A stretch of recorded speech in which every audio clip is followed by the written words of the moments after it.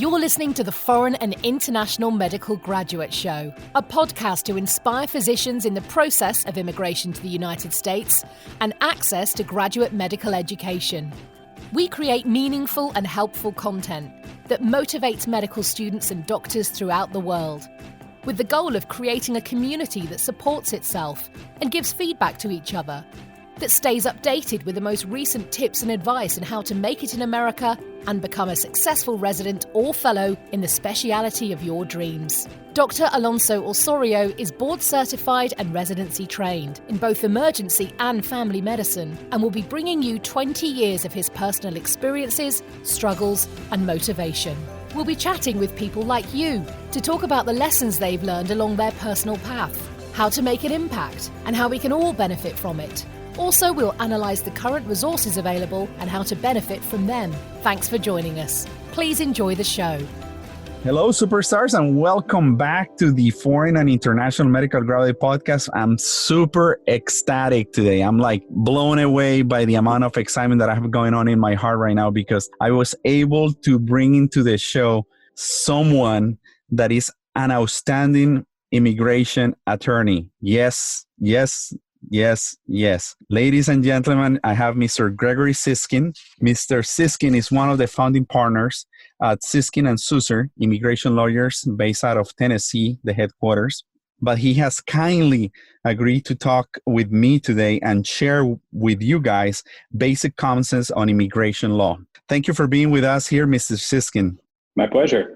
Mr. Siskind is a bachelor's degree magna cum laude from Vanderbilt University at the age of 19 in 1986. Then he became a graduate in law at the University of Chicago in 1990. And he has been ranked top immigration lawyers in the world. He has been number 5 by the Who's Who Incorporated Immigration Law. He's also a member of all the academic entities in immigration law. He is the founder of Siskind and Susser Professional Corporations Immigration Lawyers, and he has created VisaLaw.com in 1994.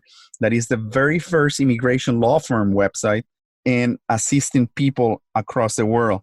And he has partnered up through a specific website that allows him to reach out to more than 25 different countries, including Canada, to assist people in immigration issues in the United States. Having said that, Mr. Siskind, I know that you've been in practice for about 25 to 30 years. I would say 28 to be precise. Is that correct? No, this is my 30th reunion. It was supposed to be last week from law school, which got canceled because of the pandemic. But I was planning on going to that. I hope that I can come across with my face the amount of excitement that I have of having you here, because my listeners have been craving and literally craving information on how to become eventually a citizen in the United States, but that's too far down the road. How to immigrate, how we get to the United States with a visa. What do we do if I'm, in my case, a Colombian, born in Colombia, a country that back in my times had not the best reputation in the world? I'm lucky enough to get not only one H1 through my residency program, I'm able to get a second one through my employer in Iowa through across the border. And then I'm able to rapidly get exposure to get the labor certification. And 5 years after that, become a citizen of the United States. But it's been a crazy path. It was not easy. And the initial question that I'm going to throw out there, why an immigrant physician shall seek professional and advice and counseling in an immigration attorney like you? Well, I think the answer is probably that even though we've had these pathways for doctors from an immigration perspective for decades, it is considered to be one of the more complex parts of the U.S. immigration system, so much so that most immigration lawyers in the United States won't touch doctor cases because they're too complicated.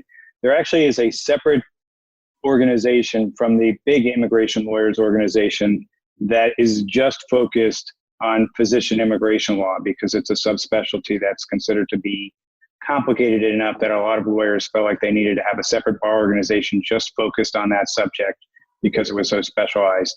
There are a lot more agencies that are involved with physician immigration. So unlike regular immigration, where it's just basically the immigration agencies, here all the state health agencies are across the country are involved. The U.S. Department of Health and Human Services is involved. The Department of Labor is involved. There's a lot more steps in a physician case than in other cases.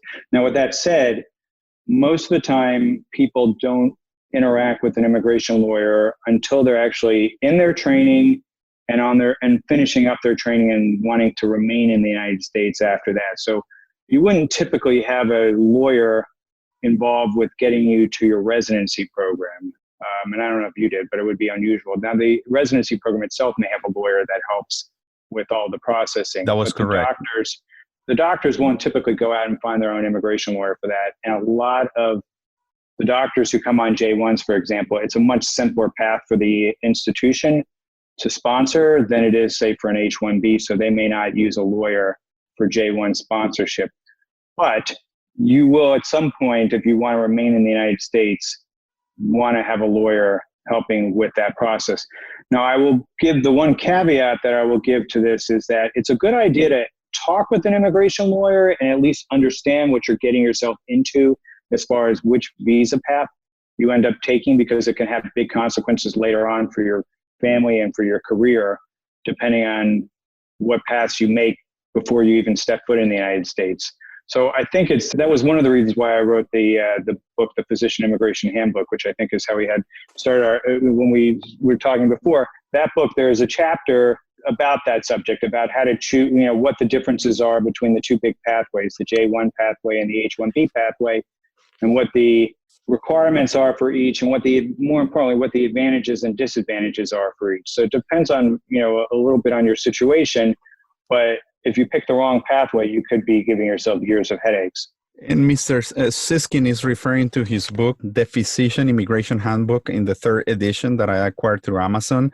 And you partnered up with one of your attorney partners, Elisa Taub. Mm-hmm. And you have written a fantastic book that I think every single physician willing to immigrate in the United States has to kind of read through, because it's an easy read, has fantastic, easy explanations. And believe me, Mr. Siskind, I'm rather impressed by the deep knowledge that you have about our situations and all the struggles. I'm going to tell you the truth. It is a struggle. Becoming legal and doing it the right way is a big deal. So thank you for putting this material together, because it means a lot to me, and that's how I found you. And I want to really thank you for replying to my emails and getting this done for us. So having said that, and giving you credit for the book and everything that you have done for physicians, and you said clearly that you're always more than excited to enlighten physicians about the immigration process. So let's go back. It seems like a lot of bad information gets passed along on message boards. And, just from talking to a secondhand source and all that. And I think people can get some good information early on, then, they can avoid. And I've seen so many situations where doctors come to me and they were like, well, I didn't know that this was going to cause this kind of problem if I did that. And, and we were just talking about beforehand that if you're going down one road, it may seem perfectly fine. But if you are looking for a certain kind of practice, you want to be in a certain part of the country, you have a certain kind of background, you have family members, maybe American family members. It's, you could make very good choices or very bad choices inadvertently. And that's hopefully what I can give people a little bit of help today. Awesome. So let's go back to the basics. There's 2 ways to make it into through the booth of immigration. The first one is you're getting through the FMG permission to come and take the Step 2 CS through an invitation of the EASA FMG, and you might be given a little small visa just to come in and take the test, and you get a small window of time to take the test and get back to your country. Then eventually, you probably obtain visa as a tourist to come for your interviewing process, and you stay here in the United States for a month or 2 while you do your interviews, and then you go back to your native country and do the match. And you finish the match and you match successfully, and here you are. You find yourself, for example, in my personal position in 2000, looking for a residency position through the scramble. And that was nerve-wracking. And I was lucky enough that I come across a rural underserved track at the University of Nebraska Medical Center. And they said, and we are sponsoring an H1. Would you like to come along? And I'm like, oh my God, not only I found a spot, and I found an H1. That's very rare. So the two options are J1 or H1. Can you talk briefly about what it takes to be one or the other? Yeah. So the H-1B and the J-1, the J-1 is the exchange visitor visa. We've had this J-1 exchange program for doctors for 60 years in the U.S. And that is how, and then the H-1B is the sort of the workhorse skilled worker visa that a lot of people use in professions, not just doctors, but it's your computer programmers and your school teachers and, bankers and all kinds of people, accountants. It's used by a lot of different types of people. The common thread is that they have to be at least a bachelor's holder to come in on the H-1B.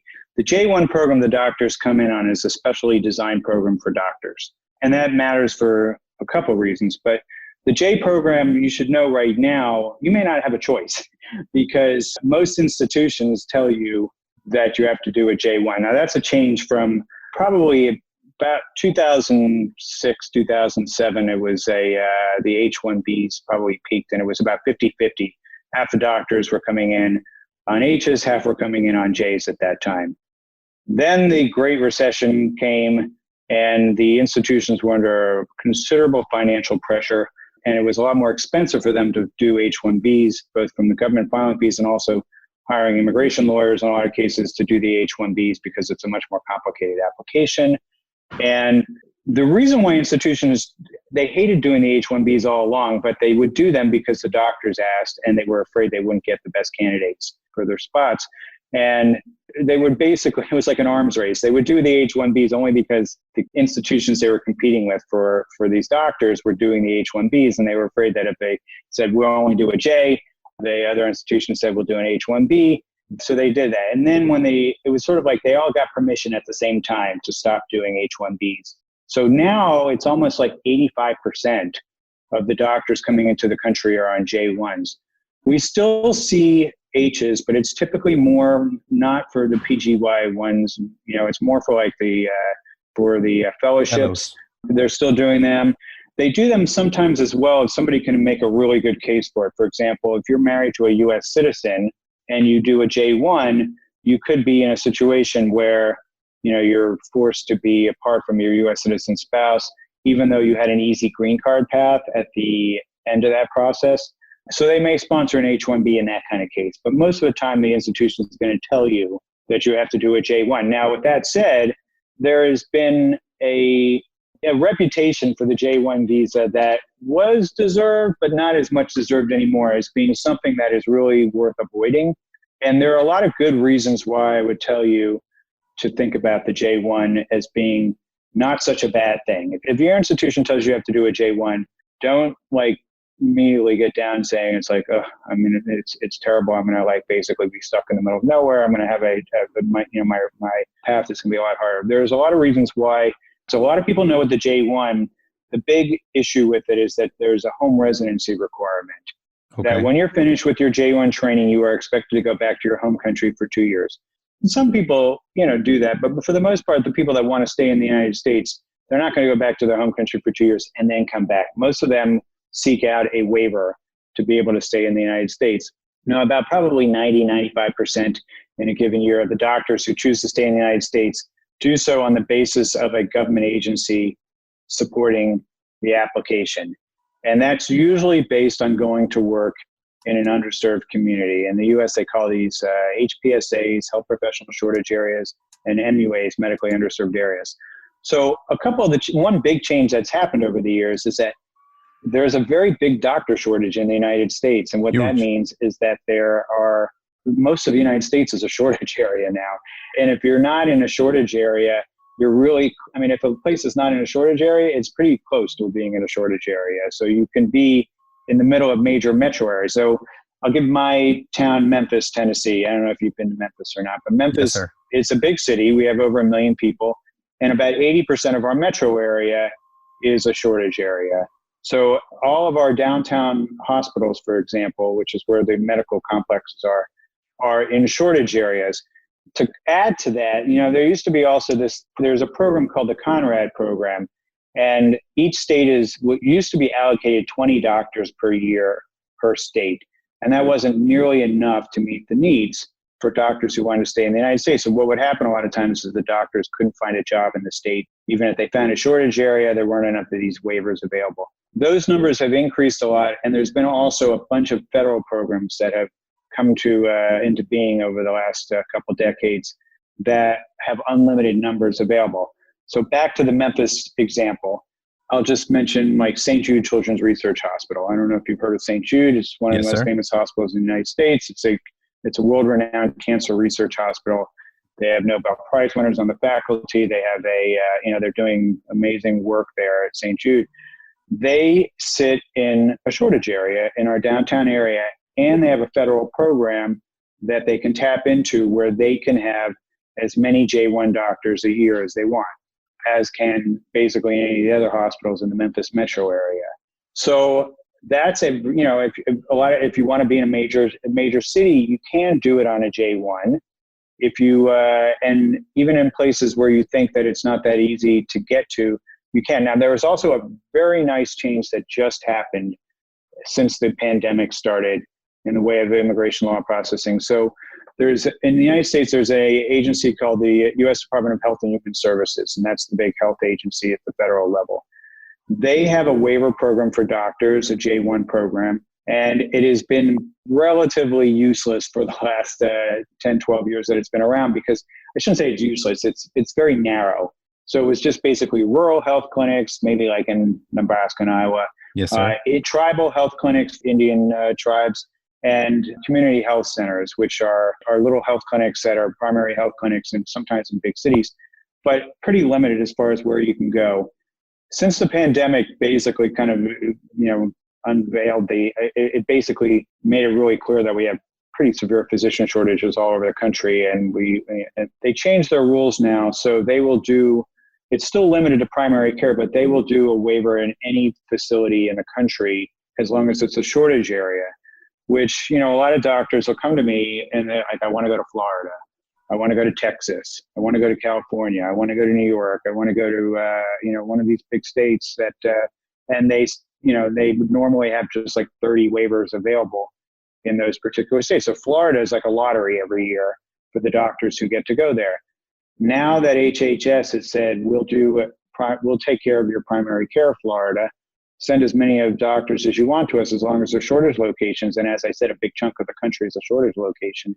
Now Florida, instead of getting 30 waivers a year, maybe they'll get 100, 200 doctors a year in the state instead of 30. So it could make a really big difference as far as getting you where you want to go. And that has been generally the biggest complaint about the J program, is that doctors can't go to the kinds of locations at the end of the day that they want to go to. So if you can tell a doctor, you want to be, in a big state, you can do that. You want to, if you're dead set on being in a big city, it's possible to do that and still get a J1 waiver.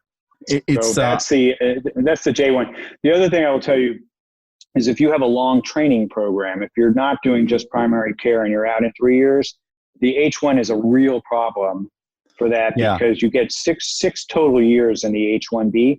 We were talking about the H1Bs. I was going to just tell you that for the H1B, there's a limit of 6 years that you can be on an H1B visa unless you are a year into the green card process. And if you have a program that is like 5 or 6 years long of training, you're not going to have enough time to transition into a post-training job. So in those, if you're training in a highly specialized area and you're going to be in training for 5 or 6 years, you really don't have a choice. You need to do a J1. Let me give you an example for those listeners. For example, a doctor from India that loves internal medicine but wants to be a cardiologist. And once he has finished cardiology, he wants to be an interventional cardiologist. But he doesn't only like that. He wants to be an electrophysiologist. And he just goes on. So he has had 3 years of internal medicine, 2 years of a cardiology fellow, 2 years of an interventional cardiology fellow, followed by another 2 years of electrophysiology. So you've been training for 9 years. Well, that's a problem too. You get 7 years normally maximum on the J. They can give you an extension for 1 additional year for under unusual circumstances. The H-1B is a problem as well. And the only way I could see doing that is either you divide it up and you don't do it straight through. You do a J1, then you do some, then you do some post-training work, and then go back and do more fellowship. And I see doctors do that. That's not that unusual. They'll do that after they've already gotten their waiver and maybe after they've satisfied their service commitment. The other way you could potentially do that is if you have an employer that you will commit to during your H-1B time, and they will start a green card process for you. Once you get to a certain stage in the green card process, you are allowed to file for extensions of your H-1B. Okay. And potentially go for longer than 6 years. But that's not that easy either, because you got to find an employer that's willing to do that for you and go through a green card process. And most of the time they don't want to do that without you, like, at least trying you out and seeing if they like you before they start going through that very involved, very expensive process for you. So I have a feeling most of the people that your listeners are probably not looking at a 9-year training. But if you are looking at a longer one, I would say that the J1 would probably be better. Okay. If it's a shorter one, the H-1B, it may be all right. But the other problem, aside from the fact that you have to get an institution to sponsor you to get into an H-1B, and you need to have a basic understanding of how the H-1B quota system works in the U.S. Okay, please go ahead. So the U.S. allots 65,000 H-1B visas a year. 65,000. 65,000. But doctors, when they come in for their training, don't have to worry about that, because there's an exemption from the quota for universities, nonprofits, basically charitable or nonprofit institutions that are affiliated with the universities, and nonprofit research institutions. So the typical teaching hospital is typically a nonprofit. I think you had mentioned University of Nebraska, yes, which sir. is where you train. That's a university affiliated hospital. Correct. They're exempt from the quotas. So in University of Nebraska, when they bring in graduate medical trainees, they don't have to worry about H-1B quotas.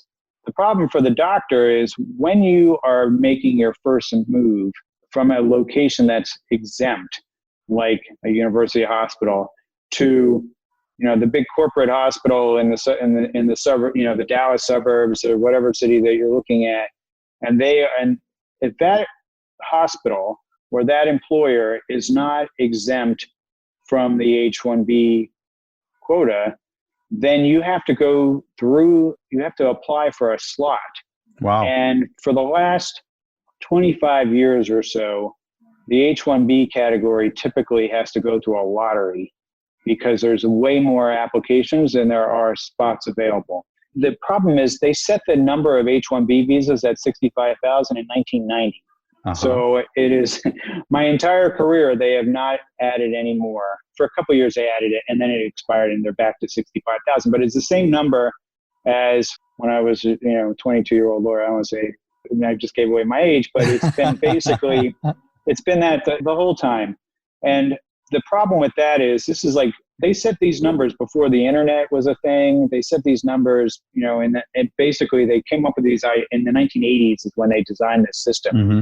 So now when this lottery that we go through every year, they'll have sometimes 250,000 applications for those 65,000 slots. Wow. And it can create a lot of headaches for you when you are finished. So a lot of times people say, I don't want to do the J1 because it's going to limit me on what kind of job opportunities I get in the end. And I want to have the most choices. So I don't want to be stuck going to an underserved area, not realizing for the H-1B, you've limited it to basically just university facilities and nonprofit employers as the ones that you have a chance at. Yes. Versus going anywhere you want. So neither one of them gives you the maximum choice that you think. What a complicated issue. So in my case, I had a very short program in family medicine. It was only 3 years. And I was lucky enough that I got a second H1 with a different employer, which is possible, correct, in the state of Iowa. And that second employer was willing to do the sponsoring of my labor certification. So let's go back to that. Dr. Osorio was lucky enough that he found an H1. I used it for 3 years. I had 3 years left to figure out my situation. I was working for a university medical center in an underserved community south of the highway that crosses Omaha in between, the north and the south part is considered underserved. I was working in a rural community health center. That was everything that you have said. It was perfectly working out for me. Then I go to Iowa. I start moonlighting on my second year, and they give me another green card. So I think I was able to play potentially with both deadlines. And the second one was the one that I was going to go by. And suddenly my employer says, hey, Alonso, we want to sponsor you. You need to do work for us for the next 2 years. And I got 2 more years. This was to sponsor you for the J1 waiver or for the green card? For the green card. So they sponsor for the green card. So you did the 5 years of service and you got the green card. Yes. Right. So that's another sort of advantage of the J1, even though I know you had an H1, is that there's an easier green card path for doctors on J1s typically than doctors on H1Bs. Because I had that I completely misunderstood. That's actually exciting that you're saying that. Yeah, and it's probably going to get even better because there's some bills pending in Congress that will make this program even easier. But basically, it's a program called the Physician National Interest Waiver Program, PNIW. And what it was designed to do was for doctors who are getting a J1 waiver, they typically have to work for 3 years in an underserved area. And you were talking about your time working in an underserved area. The system is set up that if you, instead of committing to 3 years, if you commit to 5 years, you not only get a waiver of the J1 requirement, but you get a green card. Now, the one big asterisk I would tell you about that, and this is important, I imagine that some of your listeners are from India. Correct. And that would make sense because Indians are about sometimes 40% or more of the international medical graduates training in the United States. You're absolutely correct. Those are my statistics. My second largest listener is India. Right. So, which makes sense. And India's got some of the best medical schools in the world, and the U.S. training programs love the Indian doctors because they're really well trained in their med schools. So the problem we have right now for India is it's not a problem until you get to the green card. We have a crazy quota system also for green cards in this country where you have to fit into a certain category where there are certain quotas for that particular category. And the category that doctors fit into, if you're not from India, it's a relatively uneventful path. So you're Colombian, right? Yes, sir. Right. So you're Colombian. So Colombia never has a backlog, but no country is allowed to have more than 7% of the quota. So India is not only overrepresented in medicine, but they are overrepresented in every field that looks for smart people. That's a good thing. I love them. And that's why they're such great immigrants. But the problem is they are limited to 7% in their categories. Wow. So it causes a big backup for Indians who can end up having to wait many, many years longer than everybody else. And Congress is finally getting around to addressing that, at least for the doctors. And happily, and part of that's because they finally are getting serious about it because of the pandemic. But there is a bill that's passed already in the House of Representatives that would create an easier pathway for the Indian doctors who go to underserved areas. There's another bill in the Senate, but I'm very optimistic that even potentially by the end of the summer, we may have the first physician immigration legislation to pass in 15 years or 16 years. Mr. Siskind, so what I can say is that Indian doctors are rather lucky, but not, because you said that they have a quota. That's the big problem for Indian doctors that are coming to the United States right now is the green card side of the equation. But like I said, the Congress is finally getting serious about doing something at least for Indian physicians, not for all of India, but for the Indian doctors. And I'm relatively optimistic that we're going to see something happen this summer that should hopefully get rid of the backlog of green card problems for doctors. Keeping my fingers crossed. So guys, what we thought that having a J1 was bad, what I'm gathering right now from this nice interaction with Mr. Siskind is that actually that might play a better role in the long term? Yeah, so it depends. So if you're going on if you're doing a very short training, you're dead set against having to work in an underserved area, you have a U.S. citizen spouse maybe. I mean, there's some circumstances where the H1 may be better. But the J1, there are so many different paths designed to get doctors to stay in the United States And the J1 is where all of that has been done. The H1 is basically you're trying to mold, what's essentially a computer programmer's visa into a physician's category, to work for a doctor. And it doesn't in a lot of cases work the way you need it to on there. So, I would say that it's a really probably, and one thing I should mention is that if you do a J1, if you're going to have to convert it to an H1B when you're done. And that's why that's why the doctors that are doing long training programs have a problem, because you have but the doctors that are, when you get your J1 waiver of this requirement to go back to your home country and you're going to work in an underserved community for 3 years, you're going to be doing it on an H1B visa. Once you have finished with that, you will still be on an H1B visa, but you're basically in the best situation of anybody, because right. You can work anywhere you want as a doctor. You don't have to work in an underserved area.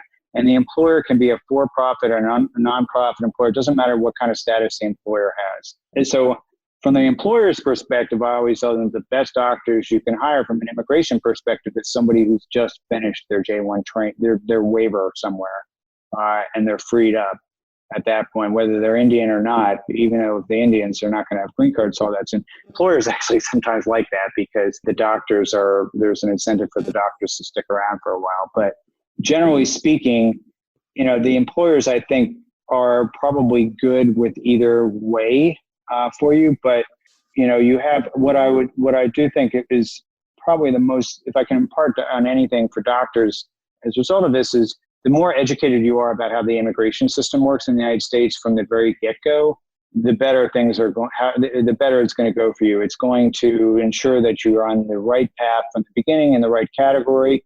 When it comes time to thinking about finishing up your training and staying in the United States, if you understand how to, for example, determine whether an area is a shortage area and how to figure out what the rules are for the particular state that you want to go to, and what's going to be in a contract for a J1 doctor that's not going to be in a contract for an H1B doctor. The more you understand about those concepts and how that works, the better it's going to be. The other thing I would tell people is the more planning you do ahead of time, the better. So a lot of times we're at the beginning of June right now. We're still getting phone calls from doctors who are finishing up their training on June 30th, who did not get their act together and really get things going until like January, February. And then of course the pandemic came along. They really, employers were already at that point like completely sidetracked, and their normal recruiting wasn't going on. But the J1 waiver process, you need about 4 to 6 months to get through that. And which means that you need to start looking for a job, probably a year out from finishing your training. Okay. And even on the H-1B, if you go that route, because the H-1B lottery that you're going to have to go through is in April, that means you have to have the offer probably in January, February and then the law firm is going to take a month or two to prepare the application. And the pre-application gets filed in March online now. So whatever category you pick, you're going to have to do a lot of advanced planning on it. And that's kind of the theme for all of this, is those who wait until the last minute end up having jobs that they hate because they didn't have choices, in locations that they're not happy with because they got stuck with what was left over, and potentially not doing and not living out the dream that they set out for themselves. So educate yourself, give yourself that's good that you're saying that. So listeners, doctors, please consider to put your head together way in advance. So you said about a year? Yeah, and the same thing when you're coming in for training in the United States, when you're thinking about applying for a residency, to get into a residency program in the U.S., it requires a lot of advanced planning. There's a lot of steps to it. You've been through it, there's exams, there's interviewing that's involved. You have to really educate yourself on the programs that are out there.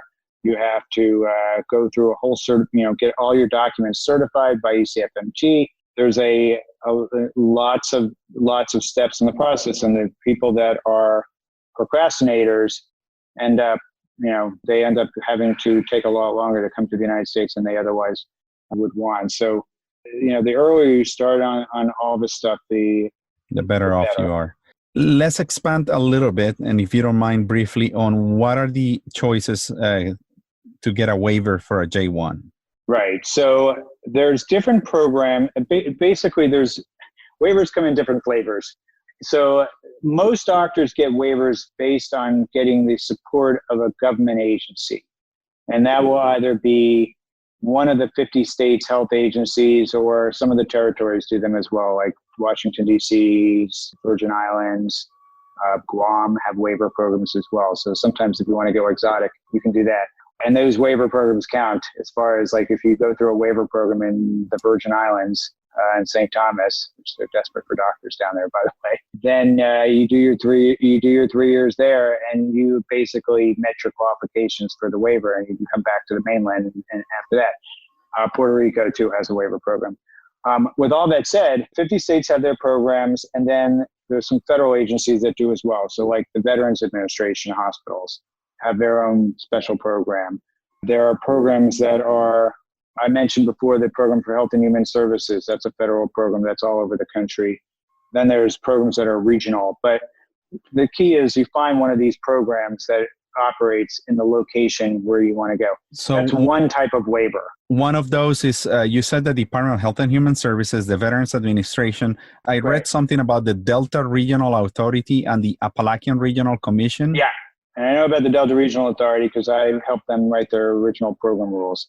Wow. They're in Tennessee. They're up and down the Mississippi River, essentially in 8 states. And it's about 250 counties, a couple of big cities in there. If you're looking for being a big city, New Orleans and Memphis are within the Delta Regional Authority's footprint. That's why from a J1 waiver point of view, Memphis and New Orleans are probably the 2 biggest concentrations of J1 doctors outside of, probably the biggest 2, because not the concentration of international doctors, but doctors doing J1 waivers. Those are probably the 2 biggest cities because of the Delta Regional Authority and the state programs that are there.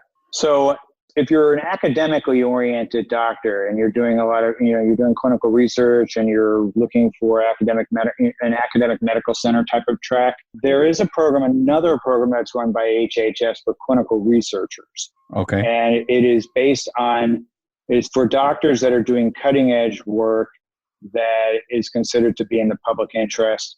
And a lot of academic medical centers sponsor doctors through that program, and they don't have to, it has nothing to do with being in a shortage area. So if you're going to, a fancy Johns Hopkins or a Mayo or one of those kinds of places, or Mass General, then you could look at potentially that waiver program if you want to stay, after your training is done, if you want to stay and work in one of those kinds of centers doing academic medicine. That's a separate program that's available for that kind of doctor, a J1 program. There are waiver programs as well for people that are available based on hardship. So the hardship has to be to a U.S. citizen or permanent resident, spouse, or child. Can you tell us what is a hardship? A hardship is what you can, is not defined, but it can be, for example, if you have a child that has health issues, if you are from a country that has undergoing, like there's a disaster in the country or something like that. It could be that, if you have a spouse that can't find, that doesn't speak the language of your home country and they can't find a job there, and they it's going to split the family up. But even that, it's not that easy, even if that's going to be the case. So, but those are hardship waivers, difficult cases to get approved. I would never advise a doctor going in to plan on getting out of the waiver requirement through a hardship waiver. I would typically only advise that if they have a really strong case and there's a really good reason why the interested government agency waivers that we've been talking about, why they're not available. It's also a slow process. It can take in excess of a year to get an approval on that. So you have to start planning for that really early. From a legal expenses point of view, whatever law firm you talk to, if you talk to the ones that are good at it, it's going to probably cost you twice as much as a normal kind of waiver on there for a well-prepared hardship waiver. It's just like, don't go that route without casually. You want to go, you do that when that is the option, that the main option that's available to you for what you want to do. Got it. There's an option available as well for persecution, rarely used. It's very similar to political asylum. I would say that There's some reasons why you would file just a political asylum application instead on that, but it's technically available. It's probably fewer than 1% of all the waivers are in that category. The vast majority of doctors are doing it based on these government agency waivers. I would say in a typical year, it's almost 95%. Do you think that's how most of your listeners are going to get it?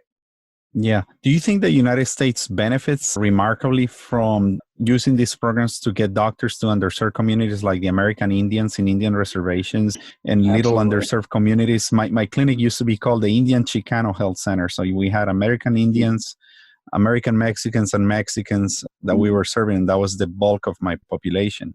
Yeah. So we have shortages across the country now, but rural areas in particular have really, really severe problems as far as shortages of doctors. And rural hospitals are closing all over the country.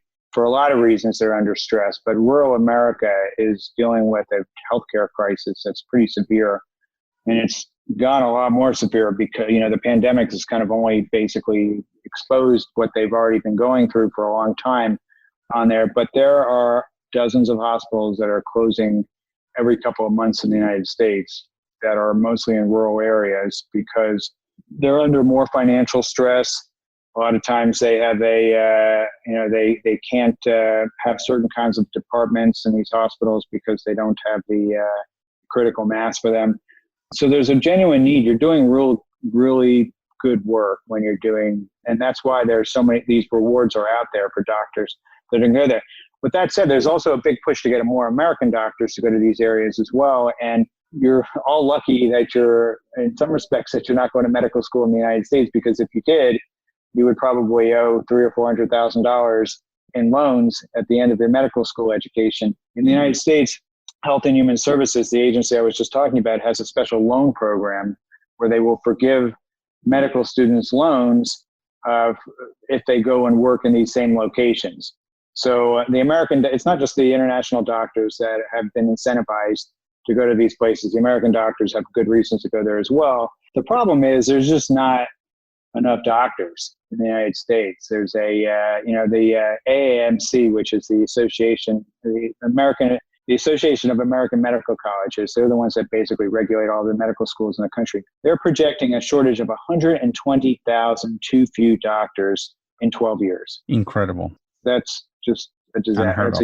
It's a human disaster. So this is all. You guys. We need to keep coming in. I know that this match was not as bad as we thought it was going to be. We're still obviously filling most of the primary care positions in internal medicine, OBGYN, pediatrics, family medicine, and so forth. And tell you the truth, I think there's a lot of work to be done by us, and it's hard to retain us. Once we do rural service, we stay there for 2 or 3 years.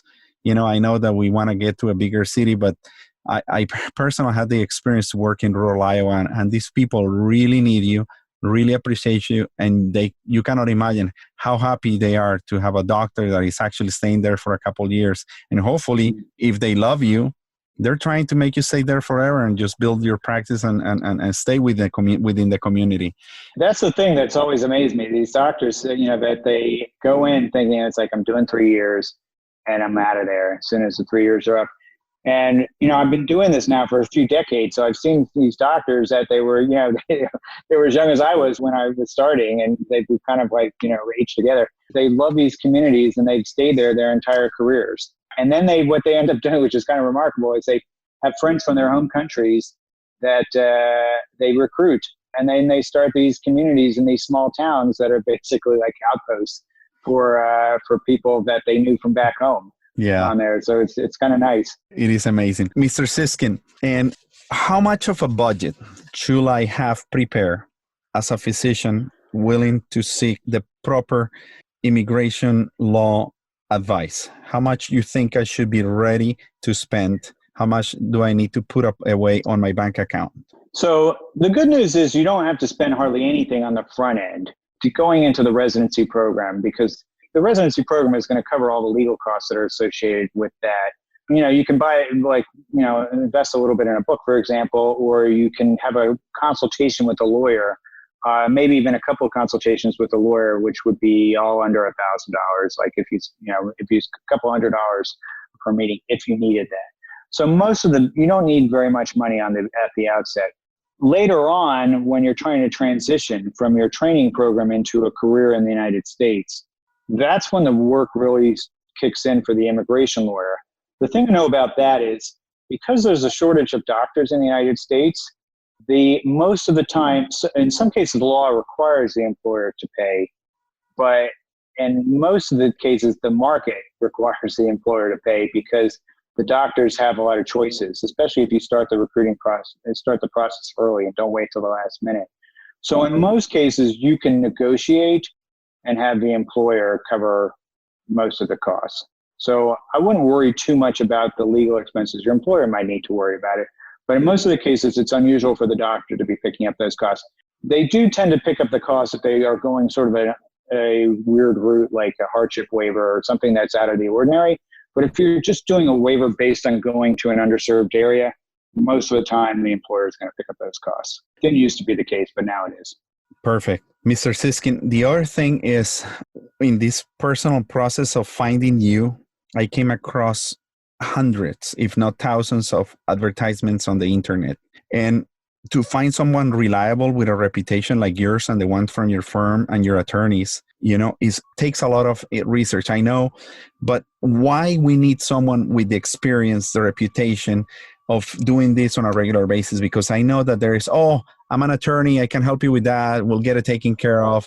And I know that some attorneys, and this is not all of them, just a very few, sometimes take advantage of doctors that are not very knowledgeable or proficient in knowing what they have to do. How do I figure out who I need to visit?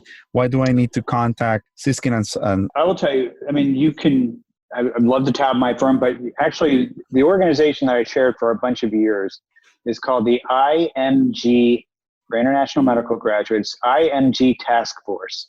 Yes, and sir, just Google that and go to their website.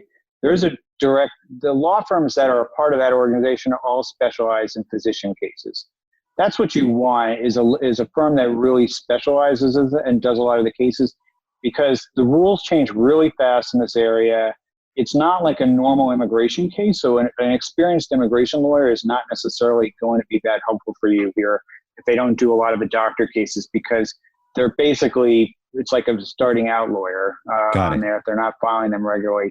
So, but it's like medicine as well. I mean, you go to people, if you have an unusual problem, you go to somebody who has done that, that deals with that kind of patient and has done that same kind of thing over and over again. If you have a normal set of problems, you go to a generalist on there. And doctors have a unusual kind of case. It's not like every other kind of immigration case. So I would go to a specialist for the same reason I would tell somebody to go to a specialist physician. So you're the chairman of the IMG task force, and I'm going to put this in the show notes. Yeah, and I'm not the past chairman. I might have to update that. I got retired after about 10 years doing that with a nice big glass award, and then I passed it on to my successor. But I had that job for a lot of years. Obviously, I'm biased, and obviously, I'm not getting any profit of this personal connection, professional connection that we're having today over the internet. But Mr. Siskind, I would say that you're the person to go with. And, how big is your team and how we can get a hold of you guys? So we have a very easy, our website, because we were the first in immigration law, we were lucky enough to grab a good domain name, which is visalaw.com. So if you go to visalaw.com, Visa like the credit card or Visa like the stamp in your passport, visalaw.com, you will find me on there. You'll find my contact information. You can click on schedule a consultation on the front page, and you don't even have to talk to any of our people to schedule. You can book the appointment online in my calendar directly, and I'm happy to talk to you anytime. Amazing. Well, it's been a bunch of goodness, and it's been sweet all around. It's like a fantastic sugary apple. Anything else you should tell our immigrant doctors? I know that you said that things are only potentially getting better. Do you foresee that things are going to get better for us? The rest of the world right now is hearing the craziness with our president, and that they're going to be hearing about visa bans and all kinds of things like that. The one thing I would tell you is there are exemptions for healthcare on every one of these things that's happening right now, as far as like these immigration problems. personally, I don't think he's probably going to be there in 6 months, after 6 more months. But even if he is, they're smart enough to have figured out to leave the doctors alone. So physician immigration is still working just fine. And it will be working better with some of the changes that are coming. But with that said, the U.S. really, they love the foreign doctors here. It's about a quarter of all the doctors in the United States were educated abroad. And it's a great environment overall for it. And that's why, it's not just recently, it's for 50 years. It's been about a quarter of all the doctors in the United States. So there's a good culture if you are an international doctor and you're looking to relocate yourself. Well, guys, we have had Mr. Siskind over an hour here in our podcast. As I said, he has this fantastic book called the Physician Immigration Handbook. It's in the 3rd edition. Please go to Amazon. I think it's one of the best purchases that I have done. I'm impressed by the amount of good quality content that he has. And obviously, since Mr. Siskind has been kind enough to come to us, visit his website at visalaw.com. and book a consultation. His top skills obviously are everything regarding immigration law, physician immigration law specifically, J1 waiver. So who better to do this than Siskind and Susser, huh? Yeah, thank you. Awesome. So the phone number to reach him at is 901-682-6455. And their headquarters is located in Memphis, Tennessee. Having said that, call to action. Please leave us some feedback. Leave us some 5-star reviews if you think that Mr. Siskind and I deserve that. And, guys, keep working hard because the American dream of becoming a doctor in the U.S. and getting your training is within the grasp of the hand, but there is a lot of hard work that needs to be done. And thank you for joining us today. Mr. Siskind, you've been kind enough to be here with us today. It's been extremely valuable, and I'm so joyful of having had the chance to talk to you. And I hope that many of my listeners and my followers will be looking out to get to I want to thank you for inviting me. This was a real pleasure. So, and hopefully we gave some good information out. Amazing. God bless you.